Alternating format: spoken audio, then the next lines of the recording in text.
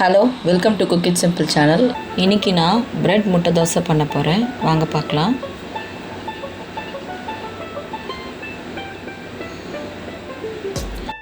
அதுக்கு 4 bread slice, 2 முட்டை, 1/4 cup அரிசி மாவு தேவைப்படுங்க.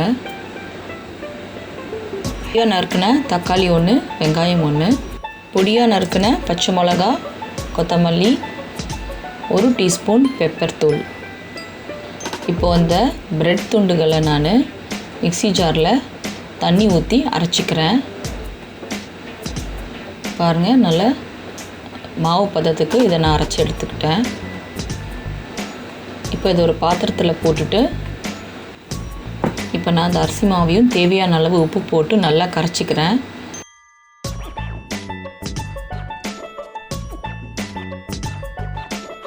மாவு ரொம்ப தண்ணி ஆகிடக்கூடாது, இந்த மாதிரி திக்காகவே இருக்கணும்.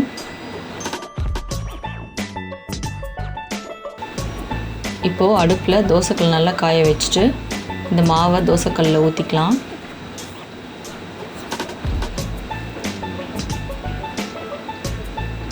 அது மேலே கொஞ்சம் எண்ணெய் ஊற்றிக்கிறேன். இப்போ இந்த முட்டையை இதில் உடச்சி ஊற்றிக்கிறேன்.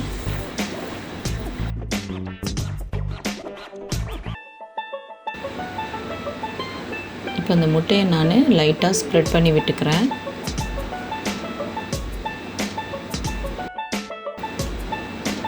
அது மேலே கொஞ்சம் வெங்காயம் போட்டுக்கிறேன், இல்லை கொத்தமல்லி போட்டுக்கிறேன், தக்காளி போட்டுக்கிறேன்.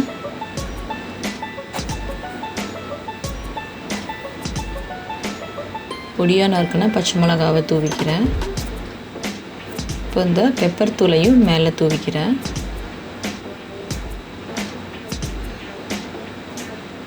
இதை நல்லா ஸ்ப்ரெட் பண்ணி விட்டுக்கிறேன்.